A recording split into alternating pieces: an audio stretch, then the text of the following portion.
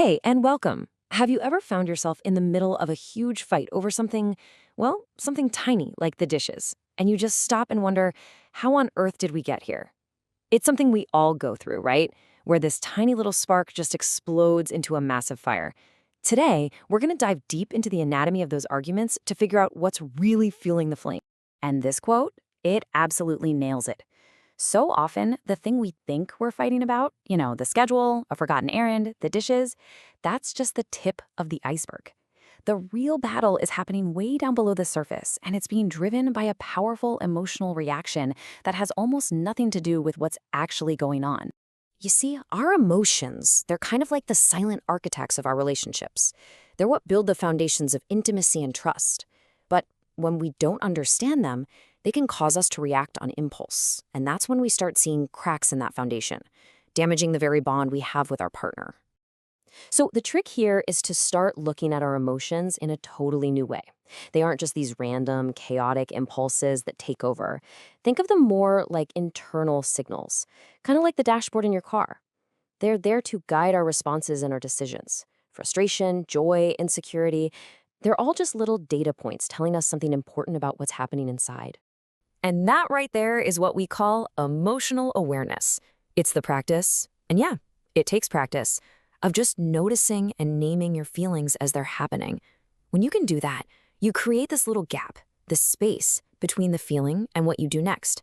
And in that space, that's where you get to choose a thoughtful response instead of just an automatic and often destructive reaction.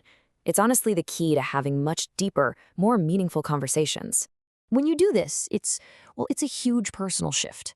You go from being a slave to your impulses, just getting knocked around by every wave of emotion, to becoming an observer of your own internal world.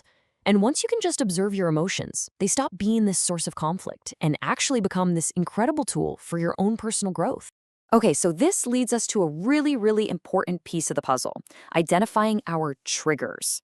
What's a trigger? Well, it's a specific event that sets off a super intense emotional reaction.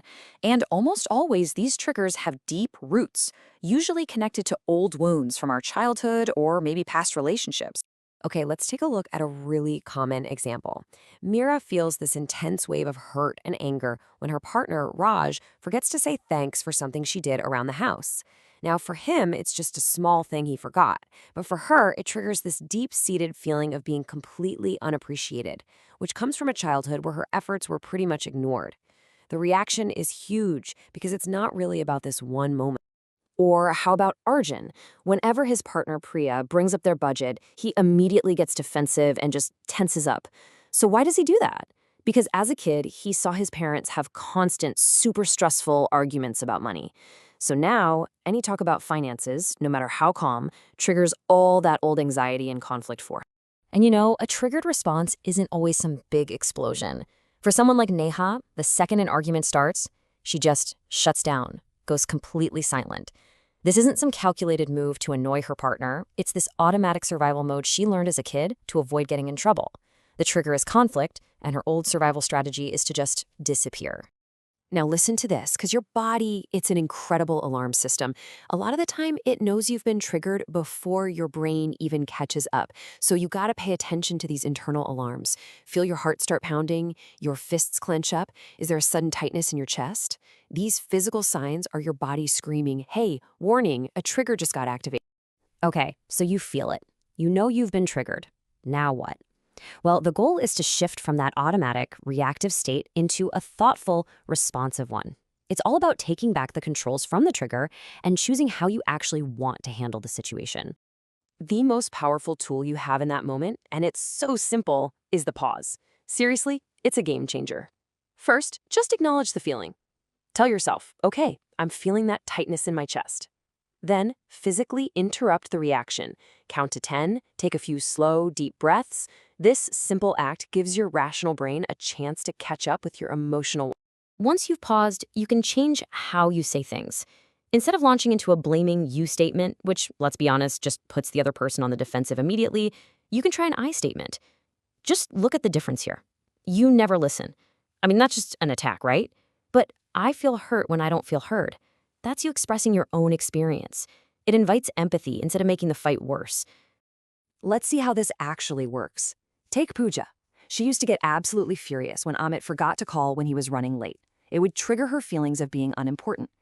Now, when it happens, she feels that anger bubble up, but she pauses. She takes a breath. And instead of yelling, she says, "Hey, when you don't call, I start to feel worried and like I'm not important to you." See the difference? It completely transforms a potential fight into a moment for connection.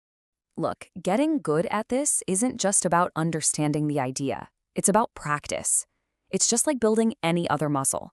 If you want to strengthen your emotional awareness, you got to put in the work with some consistent daily exercises to make it a new habit. So here are 3 simple but super powerful things you can start doing. First, keep an emotion tracking journal. Seriously, at the end of the day, just jot down the strong emotions you felt and what might have triggered them. Second, try some mindfulness meditation, even for just 5 minutes a day. It trains your brain to just observe your feelings without getting totally swept away. And third, schedule regular calm check-ins with your partner just to talk about your triggers in a safe space. At the end of the day, it really all comes back to you. Understanding your own emotional world, your triggers, your reactions, what you need, that's the first and most critical step toward building a relationship that is resilient, empathetic, and truly balanced. When you can manage your own feelings thoughtfully, you make the entire foundation of your partnership stronger. So I want to leave you with something to think about. Now, let's make this really personal. Think back to the last time you had a disagreement and you felt that rush of anger or hurt. What did your body do? Did your heart start pounding? Did your stomach get all knotted up? What was that physical alarm that went off inside you? Just noticing that signal, that's the first huge step toward making a change. Because the next time it happens, you'll be able to recognize it just a little bit sooner, and maybe you'll choose to hit that pause button. If this resonated with you, let us know by liking and subscribing. And always remember, try to respond with intention. Don't just react on impulse.